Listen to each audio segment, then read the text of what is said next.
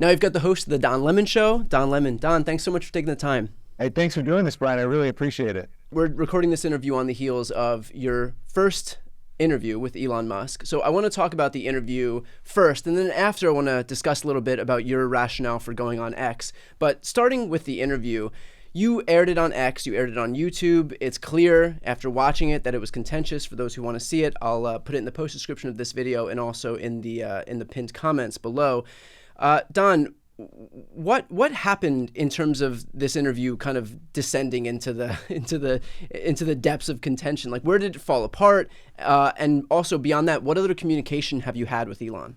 So wait a minute, you thought it was contentious? Did you really? I mean, I could feel. Did you not think it was contentious? I didn't think it was contentious on my part. I just thought I was. No, I think you can feel from Elon's vantage how uncomfortable he was once the questions became became something that he was a little bit uncomfortable with. Yeah, well, I think you're right about that. I think it was, as we say, it was a little tense. There was some discomfort, contentious, maybe. But your question was, again, where have I spoken to him, or is that what you said? Yeah, where do you think that it fell apart, and what other communication have you had with him since that interview wrapped? I haven't had any. I'll answer the first one. Your second one first. I haven't had any communication with him since it wrapped. I did have communication with his management, but I have not heard from him. If he called me, yeah, sure, I would talk to him, and I would challenge him to, as to why he thought this was any different than what he told me he wanted, right? I think this is exactly what he says or claims he wants on his platform. Was the reason that he hired me. Whether I think it went wrong, I think that, listen, a caveat, I don't have anything against Elon Musk. If you watch the interview, you can see I don't think it was a got-you interview. As a matter of fact, I know it wasn't a gotcha interview. I thought it was really calm. I thought the questions were fair. And I thought they were professional, and I thought I conducted myself in a manner that is befitting a journalist. So where it went wrong, I think that he was sort of averse to facts. I think that he wasn't used to sitting with people who challenged him on his facts and on his worldview. And so I think that, after quite some time sitting there, he just came to the conclusion that, I don't really like sitting with this person, and why am I actually paying him for a distribution deal? At what point in the interview do you think that it turned?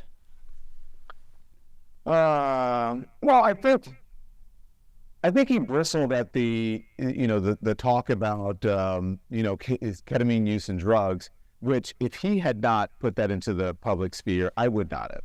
He talked about those things, and I think if you put something in the public realm, that it's fair to talk about it. He said, I think that's pretty personal. And I do think it's pretty personal, but under any other circumstances, I would not have done it. But also, it has been written about by very credible sources, and I should say very credible media and news organizations, that about his alleged drug use. And considering how important he is to the world, when you look at satellites, when you look at space, the rockets and all of that, the cars, his automobile company, X, he has a huge megaphone, and his influence on the economy, I thought that was a subject that was worth tackling and worth talking about, and getting to hear his perspective on him. The whole thing was just about, well, a big facet of this was, a big part of it was to get to learn about Elon Musk and to get him to state his case, to tell his side of the story. So I think that's where it first went wrong. And then later on, with the challenging him on moderation on the platform, and about his tweets on DEI and other things, and immigration conspiracy theories. You ended the interview with Elon discussing civilizational risks, and he claimed that he wants to extend human consciousness as far into the future as possible. And yet, at the same time, he aligns himself with a right wing that seems hell-bent on denying climate change, for example, which is the greatest existential threat that we face as humanity. So I was hoping you'd be able to ask him to reconcile those seemingly unreconcilable things, but I at the same time, I've also never seen a human being want to get up and leave an interview more than him at that moment. So how do you presume he would have answered that question? Well, listen, I can't speak for him. I certainly would like to have asked him that question, but if you watch the interview, and I'm sure you did, or anyone who watches the interview will see that he said, I only have a few minutes left. Choose your questions wisely. And so I just, stayed calm and said, listen, fine, but I think this is great that people see two different people with different worldviews communicating like this and are having a discussion like this. I don't know what he would have said to that. I'm sure he would have had a really good answer about it, but he did not sit around long enough for me to answer that question, or to ask him that question, I should say. He claims to want to be a free speech absolutist. How has his reaction to your interview of him impacted whether you believe him to be a free speech absolutist? I think that he believes that he's a free speech absolutist, or he wants to believe that, but he's not. And that has nothing to do with him still allowing me to be, that's the interesting thing, to be on X, right? Because a true public square, a true digital town hall is, you can't be the keeper of the platform, right, and control. And so you want freedom of speech, and you want everybody to have the same volume on the platform when you control the microphone and the volume. So do I believe he's a free speech absolutist? Absolutely not. Because if he was, he would have sat there and answered the questions and just let the interview stand. Well, in the first 6 hours of your show's debut on X, and this was the Elon interview itself, it got just over 200,000 views and had 1.4 thousand likes. So that's a mediocre performance for a tweet. I mean, you yourself have had plenty of tweets just in the last week alone that far outperformed that tweet. So what do you think is happening, Brian? What do you think is going on there? Well, that's the question for you. What impact do you think that Elon's reaction had on the show's debut, and its poor performance on X? I think you're going to have to ask the folks at X. When I tweet about something that is inconsequential to anything and it gets double or triple the responsiveness of something that was, that so many people were looking forward to, I think you'll have to ask them what's going on. Here's what I think the interesting part is, and our discussion, this will, you should know what I'm leading to here. When asked about hate speech on the platform, he said, we have ways of suppressing that. In that moment, if there was one thing that I wish I had followed up on is, well, what else are you suppressing? Who else are you suppressing? Are you suppressing people that you don't agree with? So I think I know what your question is asking. And so from that answer, I think that gives you an idea of what's going on with that. Were you satisfied with his answer about, just in the same way that he claims that advertisers are attacking free speech by not advertising on the site, that advertisers have their own free speech rights to decide whether or not they want to be able to advertise somewhere? Were you satisfied with his answer on that question? Well, no, I wasn't satisfied with the answer because I'm not quite sure he said what you said, what you're saying. I think he said that they're killing the platform, and if they didn't have the right to control the entire platform, right, because they were concerned about their particular product or whatever they were advertising.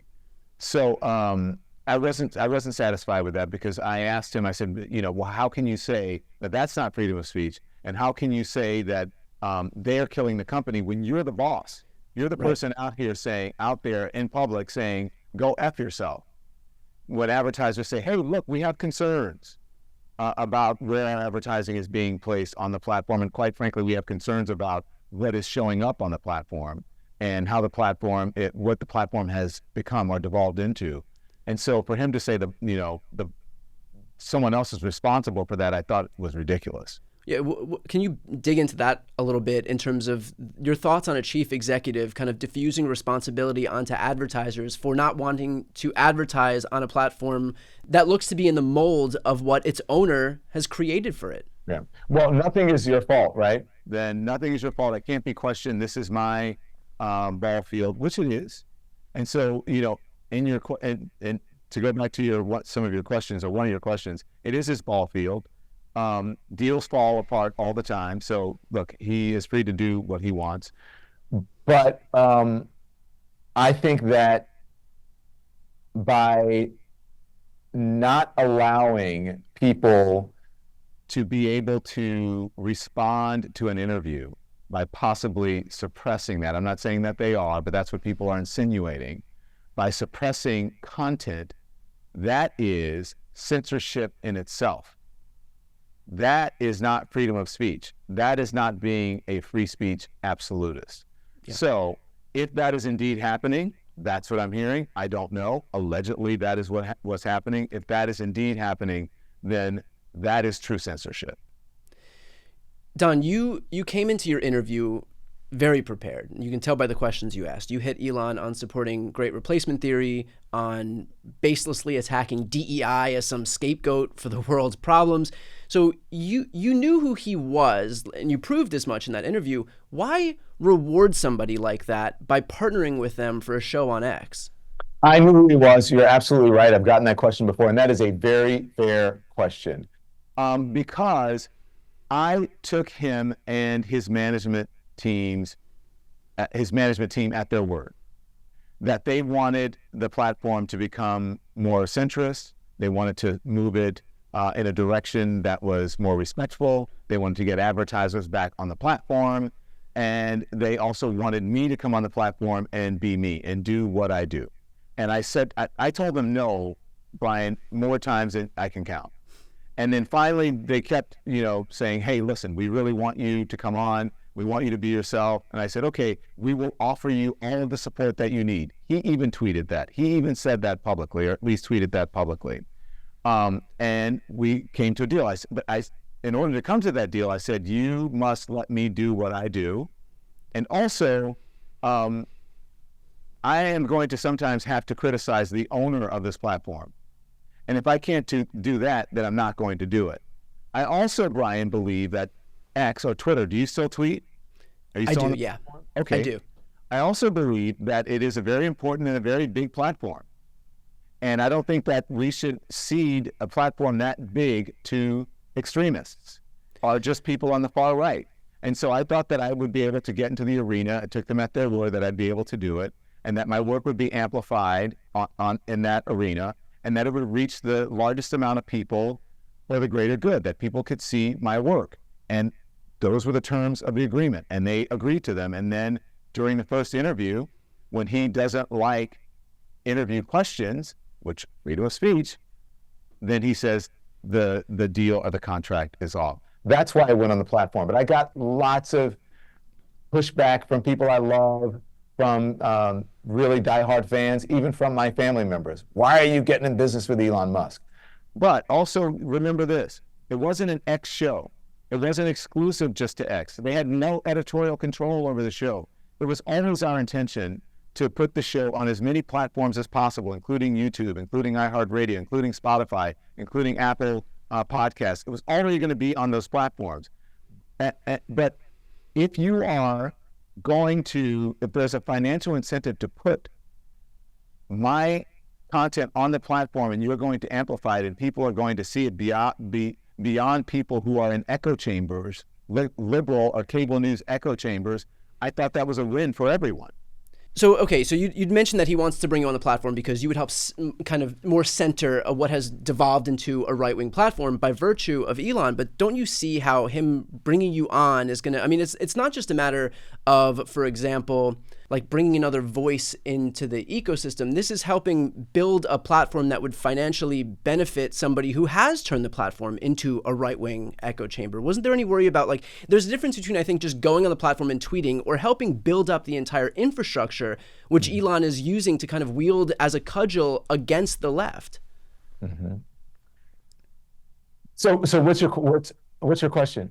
So was there, like, do you see the difference in terms of just being on the platform and tweeting versus helping his bottom line in terms of, building this up into a competitor for YouTube, for example? But I actually don't think that as helping his bottom line. Listen, I don't think that anyone thinks that X or Twitter is a profitable venture for Elon Musk. I mean, look how much he paid for it, and I don't think that.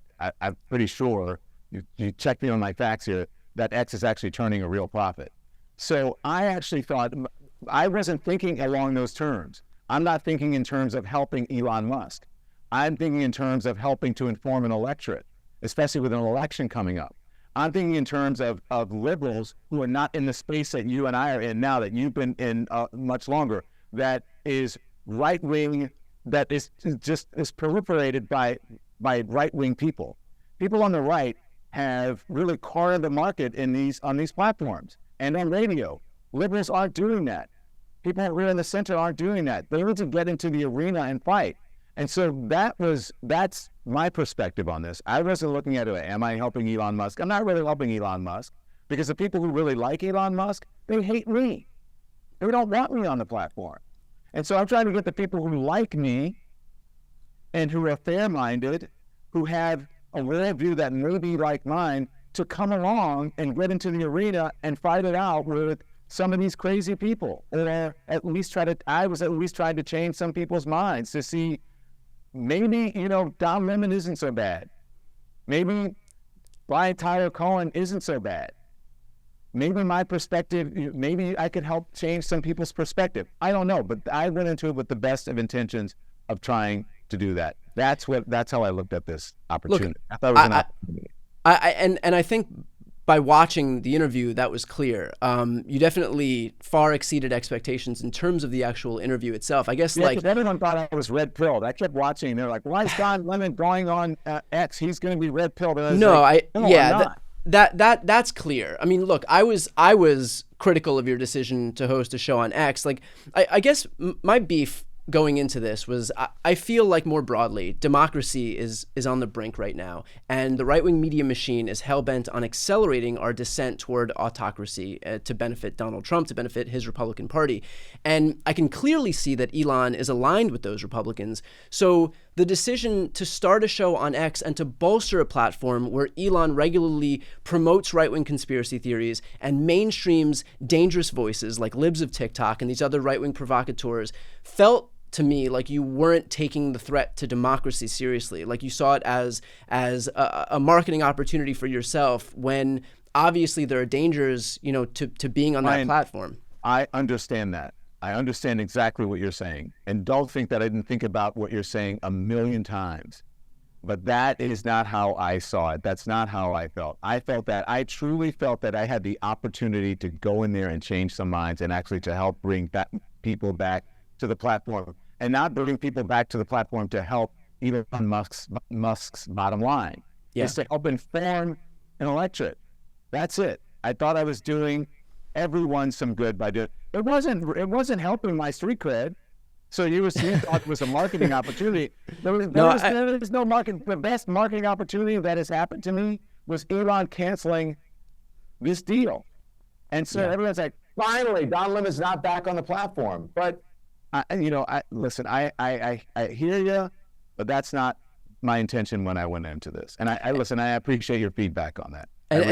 And to your credit, I think the interview is a testament to that, and I do think that that's a valid response to that. Don, are you going to continue posting on X now, especially in light of what Not that you can say whether or not this is the case, or that I can say whether or not this is the case. The alleged suppression. Yeah, I'm going to keep posting there. I'll keep posting there, and I'll keep fighting it out, and we'll see. And I would encourage others to do so. But listen, I completely respect the people who don't want to be on that platform, because I stopped tweeting myself. I actually hired someone to do my social media because it had become so toxic. And so when I thought about doing this, I really wanted to know, my goodness, do I want to go back into that toxic arena? But here's what I've come to realize, and I think the country has come to realize, and it's something that you should think about, is that when you try to kill, or you move off of one platform, or you throw Donald Trump off of Twitter, you just create another Twitter. You just create another echo chamber that becomes an echo chamber that you really have no participation in, that helps to fuel conspiracy theories and right-wing bullshit that you don't even see. And so I think that many people should think about that, and that's how I feel about it. It's a great point, and the thing that I have trouble reconciling with that point is that the rules of Twitter are kind of rigged against those who don't share his beliefs. And so it's one thing to I completely understand and agree with your thoughts on like ceding this ground to Republicans. It's why I started doing what I do. I mean, I started posting on Facebook because all I was getting served was videos from right wingers on Facebook. I'm like, where is anybody on the left? And then I brought my show on to YouTube. I mean, there's a reason that I'm on Twitter, Instagram, Instagram, TikTok, all these platforms, because I think it's important not to cede this ground to the right, who for so long has had a foothold in all of these platforms. So I completely agree with you there. But I think, looking at my own numbers on Twitter, it's impossible to reach the audience that I was able to reach before he took over almost instantly. And you look at the sheer amount of engagement that right-wingers have had since the moment Elon took over. It's clear what's happening on that platform. And so you can tweet, until your fingers fall off. But if you're not able to reach people because, somebody's thumb is on the scale, somebody who calls himself this free speech absolutist, if his thumb is on the scale, then it makes it difficult to reconcile being on that platform to the same extent as the other ones, knowing that the rules of the game are rigged from the beginning. Right. And so by me being on the platform would be the exact opposite, because part of the deal of that platform was for them to amplify my voice and to amplify what I was doing, and that there would be no concern about being suppressed, because there was an incentive in there for me to be successful. Do you understand what I'm saying, Brian? 100%. Right. And I do think, look, I think that definitely makes sense. But I want you to know this. I want Elon to know this, and I want everyone to know this. This is not about sour grapes, right? Deals fall apart all the time, right? Or what have you. But when you have a deal and you have a contract, you expect people to abide by it. And if you are going to tell everyone and profess to the entire world that you're a free speech absolutist and you don't live up to that ideal, you don't live up to your own words, then that's just sheer hypocrisy. And I think people should call you out on that. Yeah. Don, what does the Don Lemon Show look like a few months from now, a few years from now? What do you have in mind? I'm going to continue on to do what I'm doing, and I would love to have more people on like you and like others so that we could hash it out. I don't want to be involved in the cable news sort of food fights anymore. I'm happy to be in this space for that reason, and even if it was just for many reasons, but if it was just for that reason alone. I don't have to rush to the commercial breaks. I get to pick and choose who I want, how long they're going to get to be on. So what is the Don Lemon Show going to look like for the foreseeable future, the next couple of years? I don't know. And that's the good part about it. That's a good part about it, because as of 2 weeks ago, I thought the Don Lemon Show might be a little bit different. I thought that I might be on X conversing with people in spaces, on this platform. And that's not happening. But whatever it is, it's going to be authentic, and it's going to inform people in this country, and I think you'll like it. Well, I appreciate you taking the time. And for those watching right now, if you want to check out the interview, again, I'll put the link right here on the screen, also in the post description of this video and in the pinned comments below. So with that said, Don, thanks for taking the time. Thank you, and I hope you come on my show. And when you come on, I want you to give it to me. All right. Thank you. Thank you, Brian. I appreciate it.